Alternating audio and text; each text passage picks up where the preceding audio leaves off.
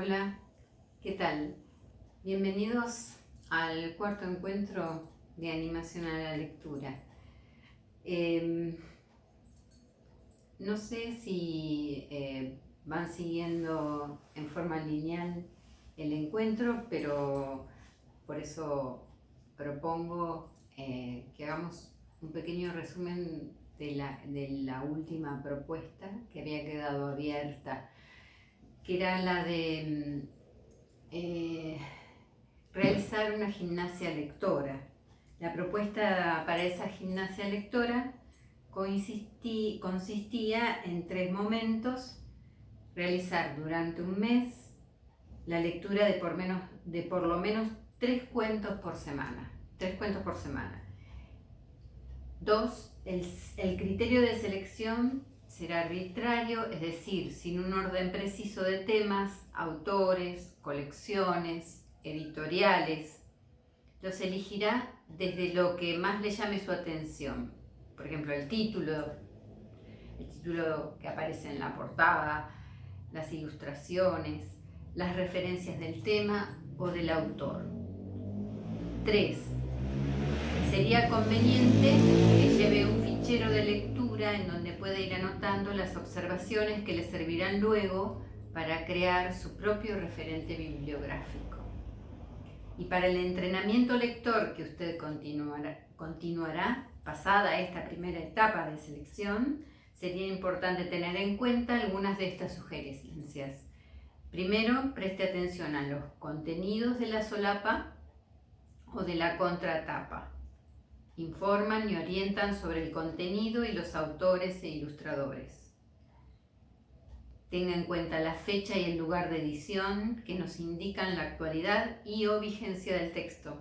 Bueno, esto es relativo, porque hay libros editados en los años 80 que después fueron superados o dejados de lado para continuar con otra línea, que se vuelven a retomar, y digamos que también eso vale en la elección que ustedes hagan, porque ustedes van siguiendo una línea de tiempo. No necesariamente tiene que ser continuada, puede ser alternada, pueden ir hacia atrás, pueden volver al momento actual, y de eso se trata lo heterogéneo y lo personal de cada uno.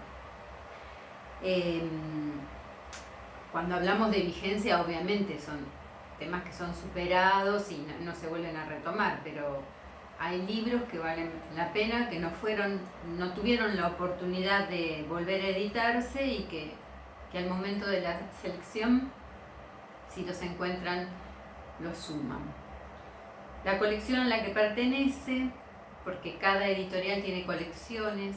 Las colecciones nos dicen mucho de qué material estamos trabajando. Los libros que integran una determinada colección comparten características que nos permiten establecer criterios de selección. Por ejemplo, si yo elijo para determinada edad la colección Panflauta de Sudamericana, yo voy a saber que voy a trabajar con literatura infantil, que según el color de esa colección voy a trabajar para distintas edades. Es importante tener este conocimiento, porque si yo veo el libro naranja, no lo voy a trabajar para los primeros años, para el primer ciclo. ¿Entienden? Bueno, es importante conocer. Este conocimiento nos da el entrenamiento lector, el estar en contacto con los libros, con los libreros, con las editoriales. La editorial, su seriedad, trayectoria, fondo editorial constituyen muchas veces una garantía de calidad.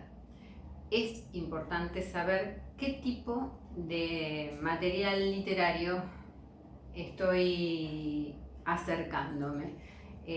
Es importante saber que el fondo editorial respalda eso, y eso se conoce a través de la lectura. No hay otra manera de recomendarlo. 2. Leer suplementos literarios de diarios o revistas. Cada vez son menos, pero lo podemos hacer a través de la web. En este momento hay revistas de la web sobre literatura infantil y juvenil, en donde podemos ver cuáles son sus recomendaciones. Si bien las menciones a libros para niños son escasas en comparación con los comentarios y críticas de los libros para adultos, es bueno estar atento a las novedades y noticias que suelen aparecer, pues actualizan nuestra información y contribuyen a desarrollar un criterio crítico. Y esto tenemos que enseñarle a nuestros alumnos que ahora están presentes en las redes sociales, en los sitios web. Uno va y se nutre por donde quiere ir también, donde hace una selección, donde acepta. Yo le explicaba hace poco a alguien, por ejemplo, por qué era importante un determinado sitio web y una determinada plataforma. En esa plataforma que yo elijo voy a encontrar un camino en donde voy a asociar gente, y voy a sumar gente que tiene que ver con mis expectativas. Entonces, cuando hagamos una búsqueda o ayudemos a nuestros alumnos o a nuestros hijos a buscar literatura en la web, vayamos por esos lugares. No todo lo que se ofrece es bueno, no todo lo que se ofrece es óptimo y no todo lo que se ofrece es literatura de la mejor calidad, ni libros también que aporten contenido, porque la literatura y los libros no solo entretienen, sino que también forman y ofrecen contenidos, y a eso hay que estar atentos. El punto 3, conversar con escritores. Cada ciudad, cada pueblo cuenta con escritores, con narradores, con magníficos contadores de historias.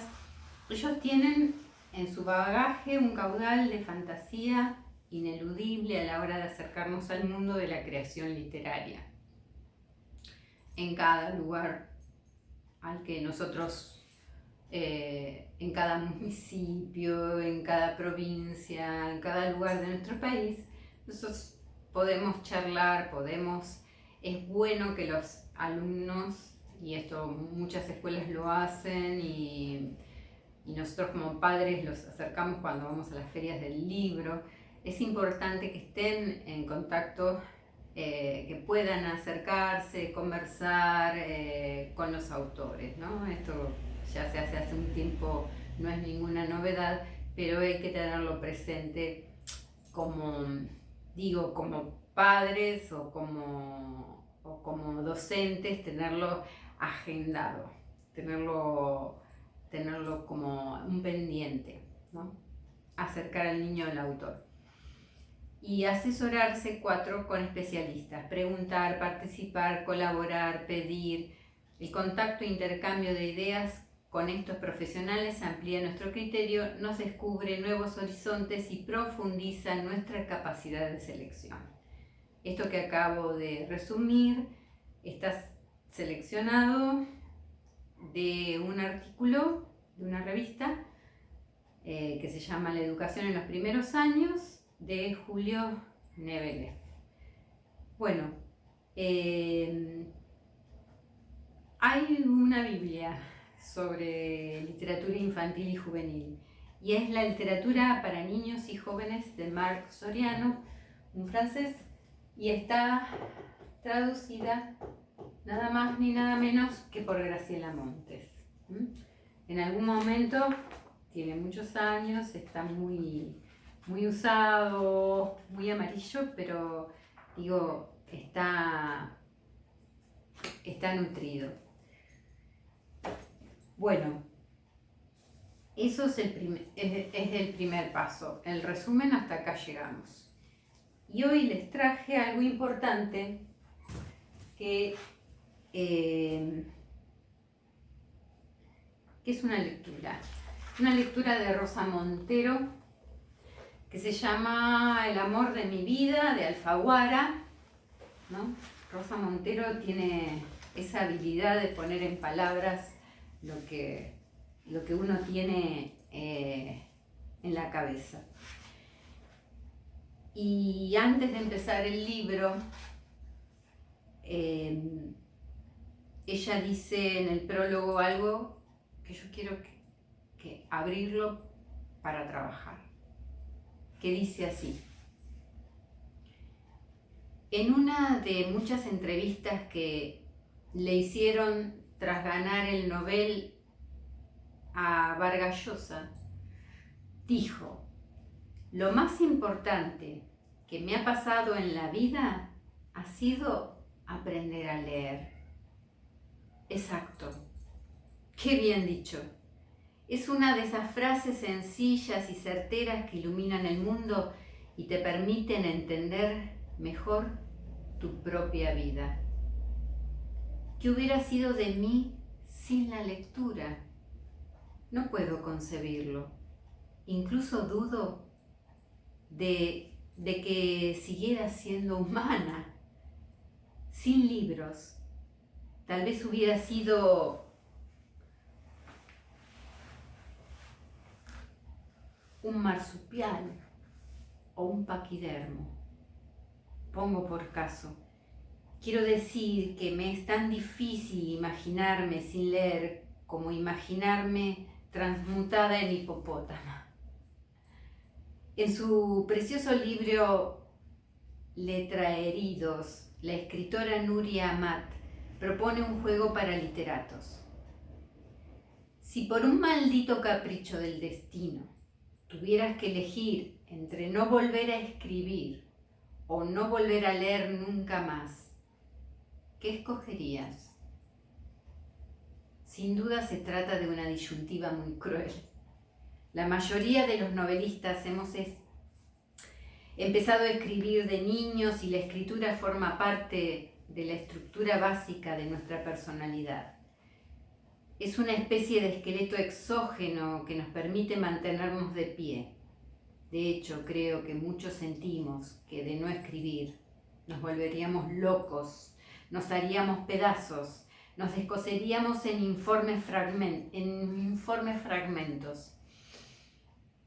Teniendo en cuenta todo esto, parecería que la respuesta es fácil de deducir, ¿no es así? Pues se equivocan. He planteado esta interesante cuestión a más de un centenar de autores de distintos países y solo he encontrado a 2 que hayan escogido seguir escribiendo. 2.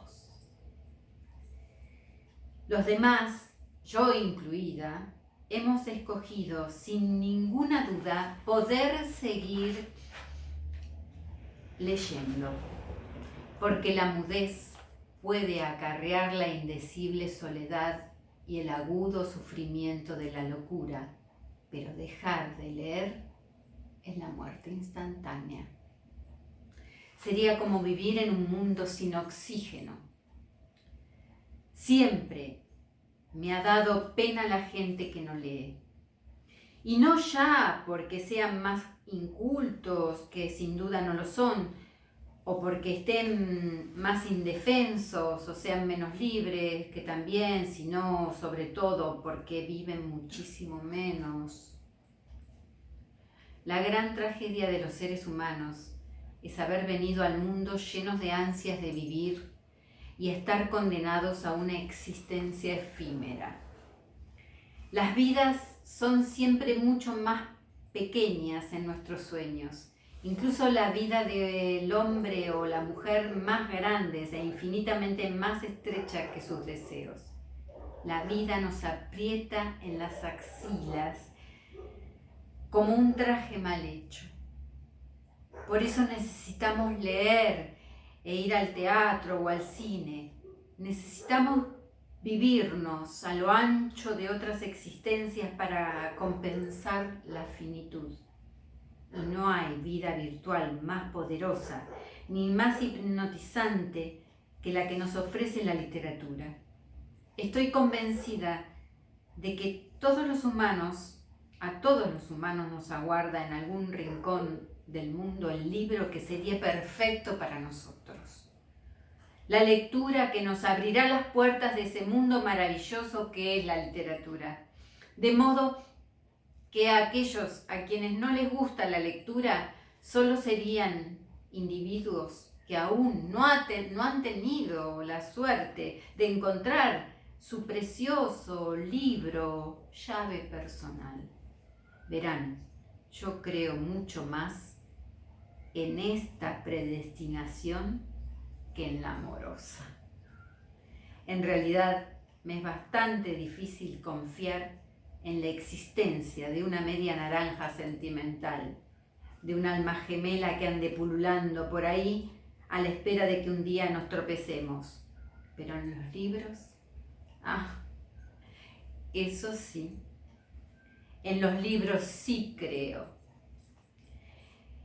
En el susurro embriagador de las buenas novelas, en las historias que parecen estar escritas solo para mí. Bueno,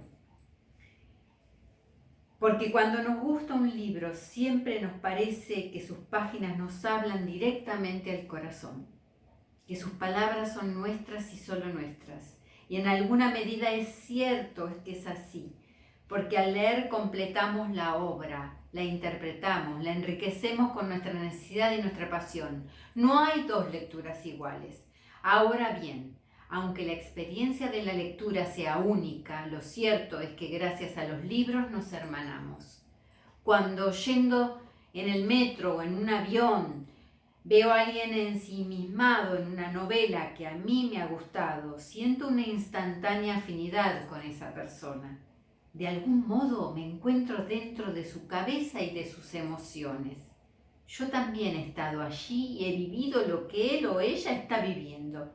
Gracias a los libros compartimos nuestros sentimientos, aprendemos de los demás y nos sentimos acompañados no solo en nuestra pequeña existencia, sino en algo mucho más general, mucho más grande que nosotros, algo que nos engloba a través del tiempo y del espacio. ¿No es prodigioso poder vibrar con las palabras de alguien que lleva muerto por un siglo, por ejemplo? ¿Cuánta esperanza hay en el acto de leer? La esperanza de poder entender a otro ser humano, de sumarte a su fugaz trayecto por la vida.